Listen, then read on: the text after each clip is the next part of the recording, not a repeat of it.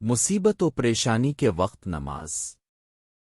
کہتے ہیں کوفہ میں ایک کھلی تھا جس پر لوگوں کو بہت اعتماد تھا، امین ہونے کی وجہ سے تاجروں کا سامان روپیہ وغیرہ بھی لے جاتا۔ ایک مرتبہ وہ سفر میں جا رہا تھا، راستے میں ایک شخص اس کو ملا، پوچھا کہاں ارادہ ہے؟ کھلی نے کہا فلاں شہر کا۔ وہ کہنے لگا کہ مجھے بھی جانا ہے، میں پاؤں چل سکتا تو تیرے ساتھ ہی چلتا، کیا یہ ممکن ہے کہ دینار کرا یہاں پر مجھے چھپر پر سوار کر لے؟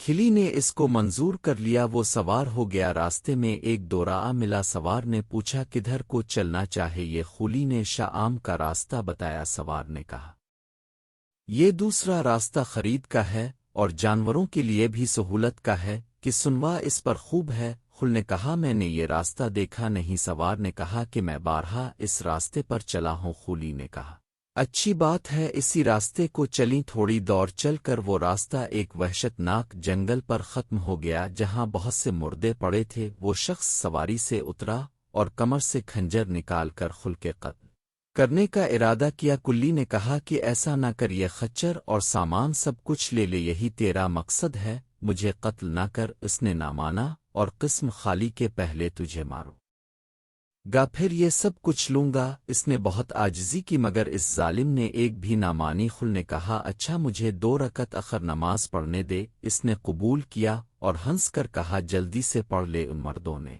بھی یہی درخواست کی تھی مگر ان کی نماز نے کچھ بھی کام نہ دیا۔ اس خلی نے نماز شروع کی، الحمدللہ شریف پڑھ کر سورج بھی یاد نہ آئی۔ ادھر وہ ظالم کھڑا اتنا زا کر رہا تھا کہ جلدی ختم کر بے اختیار اس کی زبان پر اجاری ہوئی سورہ نمل کی آیت ہے، یہ پڑھ رہا تھا اور رو رہا تھا کہ ایک سوار نمبردار ہوا جس کے سر پر چمکتا ہوا خود لوہے کی ٹوپی تھا۔ اس نے نیز ہمارا کر اس ظالم کو ہلا کر دیا۔ جس جگہ وہ ظالم مر کر گرا، آ کے شعلے اس جگہ سے اٹھنے لگے۔ یہ نمازی بے اختیار سجدے میں گر گیا، اللہ کا شکر ادا کیا۔ نماز کے بعد اس سواری کی طرف دوڑا، اس سے پوچھا کہ خدا کے واسطے اتنا بتا دو کہ تم کون ہو، کیسے الفی؟ اس نے کہا میں یہ آیت کا غلام ہوں، اب تم مامون ہو، جہان چاہے جاؤ، یہ کہہ کر چلا گیا۔